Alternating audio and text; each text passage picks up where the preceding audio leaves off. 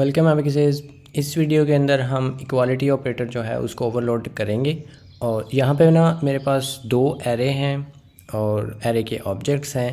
तो equality operator जो है मतलब जो जिससे हम देखते हैं कि दो वैल्यूज़ इक्वल हैं या कि नहीं है। तो अब क्योंकि ये एक एरे है तो हम इसमें इक्वालिटी ऑपरेटर जो है उससे ये करवाना चाहते हैं कि हम इनके जो सारे एलिमेंट्स हैं वो हम देखना चाहते हैं कि क्या इन सारे जो एलिमेंट्स हैं ये सेम हैं या कि नहीं। तो अगर वो सेम है देन हम ट्रू बताएंगे, अदरवाइज़ हम फॉल्स बताएंगे। तो उसके लिए जो है हम इसकी ओवरलोडिंग जो है वो ऑब्वियसली करेंगे। तो ओवरलोडिंग जो है वो हम उसके लिए सबसे पहले हमें पता है कि हमें उसका जो प्रोटोटाइप है वो बताना पड़ेगा। और क्योंकि इक्वालिटी ऑपरेटर जो है वो एक बुलियन रिटर्न करते हैं तो इसकी रिटर्न टाइप होगी बुलियन। और हम करना चाहते हैं ऑपरेटर जो इक्वालिटी है वो, और ये हम इनसे लेगा एक इसी टाइप का जो ऑब्जेक्ट है और हम उसको दे सकते हैं कॉन्स्ट रेफरेंस से। कॉन्स्ट एरे होगा और ये एक्चुअली कॉन्स्ट भी हो सकता है क्योंकि इसमें से जो चीज़ हम रिटर्न करेंगे उसमें भी कोई चेंज नहीं आएगी।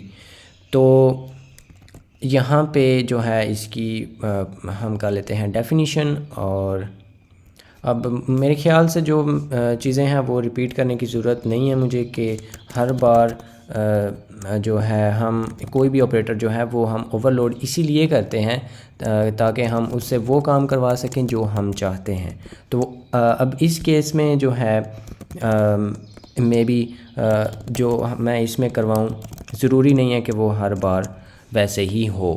तो अब जो है ना यहाँ पे एक छोटा सा जो एक लॉजिकल और कॉमन सेंस की बात है वो ये है कि हम ना ये इक्वल हो सकते हैं। सबसे पहले हम ये चेक कर सकते हैं अगर तो इन दोनों का साइज़ सेम है तो उसके बाद हम देखना चाहेंगे कि ये इक्वल है कि नहीं।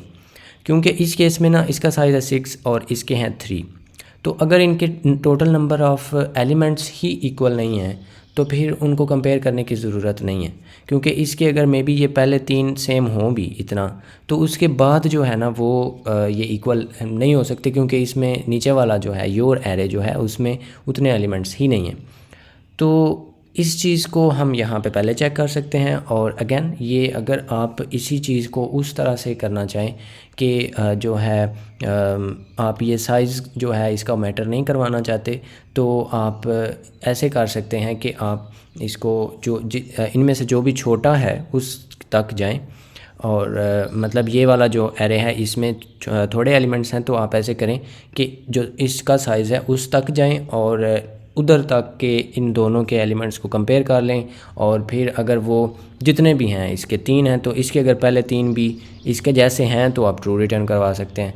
लेकिन वो कोई इतना जो है ना वो सेंस नहीं बनाता कि हम डिफरेंट साइज़ के जो एरे हैं उनको बोलें कि वो सेम है या इक्वल है। तो वो नहीं हम करना चाहते, इसलिए हम यहाँ पे सबसे पहले जो है ये एक कंडीशनल कर सकते हैं।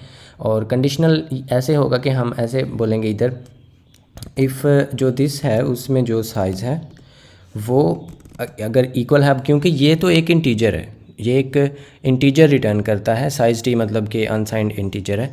तो वो उसका जो इक्वालिटी ऑपरेटर है वो इसमें और है क्योंकि वो तो एक प्रिमिटिव टाइप है ना। तो वो ऐसे ही कोई हम दो इंटीजर्स को कंपेयर कर रहे हैं। अदर एरे का जो साइज़ है अगर ये दोनों इक्वल हैं देन हम ये काम करना चाहते हैं तो ये हो जाएगा। और अगर ये नहीं है तो हम सिंपली यहाँ से रिटर्न कर सकते हैं फॉल्स।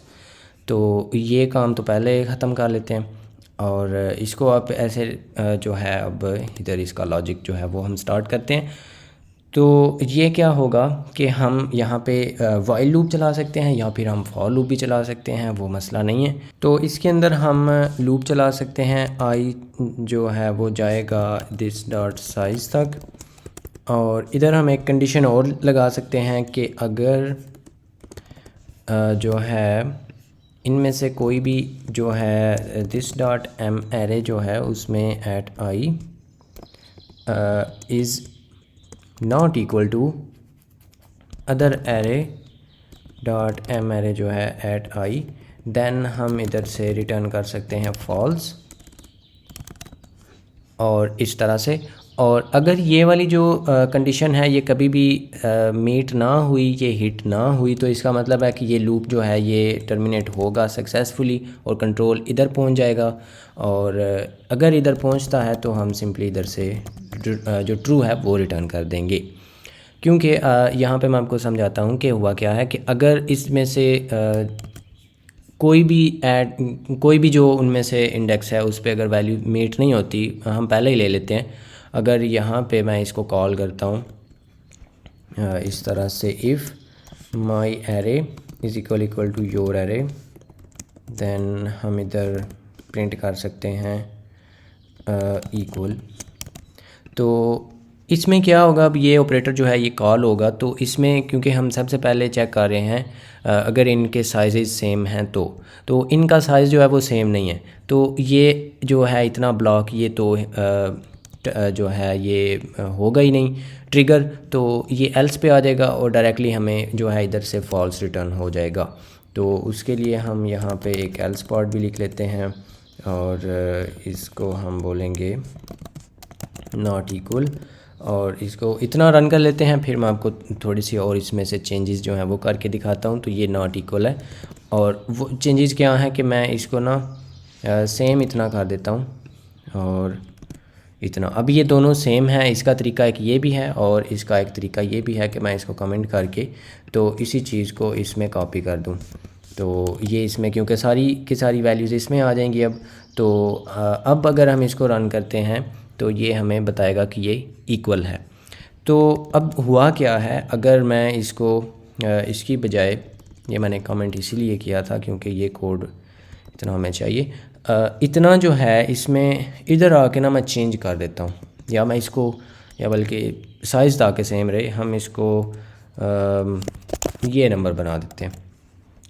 तो क्या होगा कि सबसे पहले वो इसको, क्योंकि हम कर रहे हैं माई एरे, ये होगा दिस, क्योंकि इससे हम कॉल कर रहे हैं, और योर एरे जो है वो है अदर एरे। तो इसमें इन दोनों का साइज़ है सेम, दोनों जो हैं वो उनका साइज़ है 6।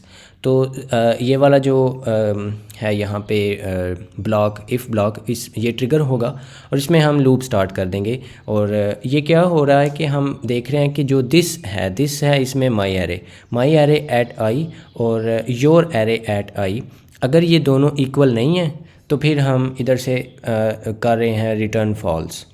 अब ये आपने देखना है कि ये है 12 और ये भी है 12, तो ये वाली जो कंडीशन है ये ट्रू नहीं होगी।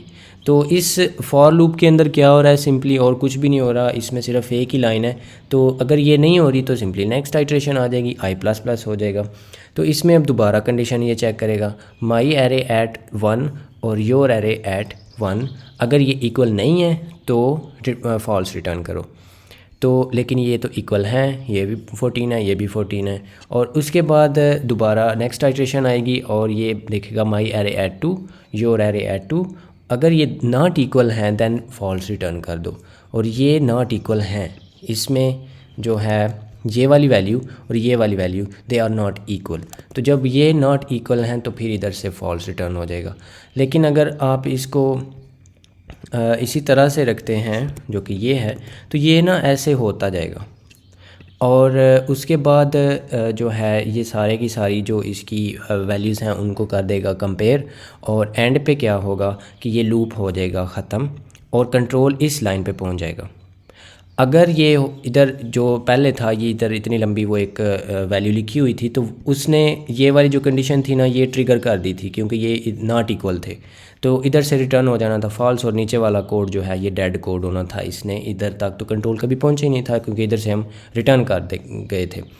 तो लेकिन इस केस में क्या होगा कि ये सारे का सारा लूप चलेगा और ये सारे की सारी वैल्यूज़ सेम है। तो उस केस में क्या होगा कि इसको सबसे पहले तो हमें ये माई से योर बनाना होगा, और उसके बाद ये क्या कर रहा है कि इसने जब ये वाली जो लाइन है यानी कि ये वाला जो इफ़ है ये कभी ट्रू नहीं हुआ तो इधर पहुंच जाएगा, और ये क्योंकि इसी ब्लॉक का हिस्सा है तो इस पे जब पहुंचेगा तो इधर से हम ट्रू रिटर्न कर देंगे। और जब ये इधर से रिटर्न हो जाएगा ट्रू तो फिर ये वाला पार्ट वैसे भी नहीं होना था क्योंकि ये इफ़ के साथ हेल्स है तो इनमें से कोई एक ही होना होता है, तो इधर से फिर ट्रू रिटर्न हो जाना था। तो इस तरह से भी अगर आप रन करते हैं इसको तो आपको सेम जो है वो बताएगा कि ये दोनों इक्वल हैं, क्योंकि इन दोनों में जो मैंने पुश की हैं वैल्यूज़ वो सेम है। और पहले हमने कॉपी किया था तो कॉपी में तो ऑब्वियसली सेम ही होना था। अगर आप वैसे चेंज कर देते हैं उसको कॉपी करने के बाद तो फिर नहीं होगा, वो भी मैं आपको दिखा देता हूँ। यहाँ पे हम इसको कर देते हैं माई एरे की इक्वल, और मैं कहता हूँ कि योर एरे, या बल्कि इतना जो है उसको मैं आपको दोबारा दिखाता हूँ। इतनी जो थी आउटपुट, ये क्योंकि हमने कॉपी किया है तो ये हो गया इक्वल, यहाँ पे इक्वल आ गया। अब मैं क्या करता हूँ कि योर एरे एट 1, इसको हम पहले क्या है, पहले है 14 तो हम इसको 67 बना देते हैं। तो अभी हम इसको अगर करते हैं तो this is not equal any more, क्योंकि हमने इसको यहाँ पे वैल्यू जो है वो चेंज कर दिया। और इसके अलावा इसका जो लास्ट इंडेक्स वैलिड है वो है 5, तो हम उसको 109 की बजाय अगर 110 बना दें, कोई भी वैल्यू जो इससे डिफरेंट हो, तो भी आपको ये इक्वल नहीं बताएगा, क्योंकि इसमें 109 है और इसमें हमने 110 कर दिया। तो इस तरह से भी आप जो है इसके साथ काम अपना कर सकते हैं। और इसको भी मैं रख देता हूँ इधर ही फ्यूचर रेफरेंसेस के लिए, लाइक दिस। तो ये इस तरह से आप जो है इक्वालिटी ऑपरेटर कर लेते हैं। और आपको ना यहाँ पे एक खुशखबरी बताता हूँ कि आपको यहाँ पे जो इसका नॉट इक्वल टू ऑपरेटर है वो ओवरलोड करने की ज़रूरत नहीं है। लेकिन कैसे करते हैं वो तो आपको मैं बता देता हूँ। आपने इतना करना है, और मतलब उधर उसकी प्रोटोटाइप लिखी, और उसके बाद जिस तरह से हमने पहले वो लास्ट वीडियो के अंदर पोस्ट इंक्रीमेंट जो था उसको हमने जैसे किया था ना कि प्री इंक्रीमेंट जो था उसी को यूज़ करते हुए, तो हम इधर भी वो कर सकते हैं। अगर मैं दिस को कॉल करता हूँ, इसमें जो ये वाला ऑपरेटर है ये क्योंकि ऑलरेडी होया हुआ है ओवरलोड, तो हम इसमें इसको कॉल कर सकते हैं। हमें जो पहला हमारे पास ऑलरेडी हमने कोड किया हुआ है हम उसको रीयूज़ कर सकते हैं। एक तो ये हो गया। जब ये करेगा तो इसने इसका जो जवाब है वो इक्वालिटी के लिए करना है, तो हम इसको नॉट कर सकते हैं। तो जो भी उसका रिज़ल्ट आएगा हम उसका उल्ट जो है वो रिटर्न कर देंगे। तो वो भी मैं आपको दिखा देता हूँ। यहाँ पे अगर ये किया नॉट इक्वल टू, तो उसके बाद हमें ये भी स्वैप कर लेने चाहिए मैसेजेस, क्योंकि ये हम नॉट इक्वल टू के लिए कर रहे हैं चेक। तो इसको ना इतना करने के बाद हम यहाँ पे जो है ना योर एरे एट 1, उसको हम उसकी वैल्यू चेंज कर देते हैं। और उसके बाद मैं इसको करता हूँ रन यहाँ पे, तो हमें जो है वो नॉट इक्वल इस तरह से दिखा देगा। तो क्योंकि ये जो है यहाँ पे हमने किया है तो ये नॉट इक्वल जो इफ़ में है वो ट्रू हो रहा है, तो वो हमें दिखा रहा है। तो लेकिन जो है ना सी प्लस प्लस का कंपाइलर वो आपसे ये रिक्वायर नहीं करता कि आप इसको एक्सप्लिसिटली यहाँ पे ओवरलोड करें। अगर आप सिर्फ इक्वालिटी ऑपरेटर ओवरलोड कर देते हैं और यहाँ पे फिर हमें ये भी नहीं चाहिए यहाँ पे, तो ये जो है ना ये ऑटोमेटिकली इसका कोड जनरेट कर देगा नॉट इक्वल टू के लिए। तो यहाँ पे मैंने क्योंकि इसको इनफैक्ट हमें यहाँ से ना इसको हटा ही देना चाहिए कमेंट करने की भी बजाय। मैं इसको कम्प्लीटली यहाँ से इरेज कर देता हूँ। तो ये आप देख सकते हैं कि यहाँ पे कोई एरर नहीं आया, और इसको अगर आप रन भी करें तो आपको जो है वो कोई कंप्लेन नहीं दिखाएगा, आपको वो सिंपल आउटपुट ही दिखाएगा। वाओ।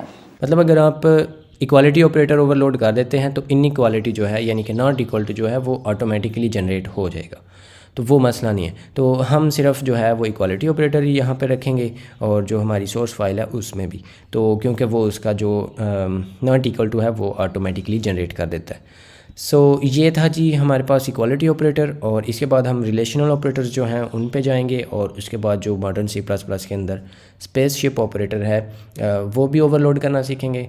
और होपफुली जो इस वीडियो का टॉपिक था वो आपको आ गई है समझ। So that's it for this video and I will see you in another one.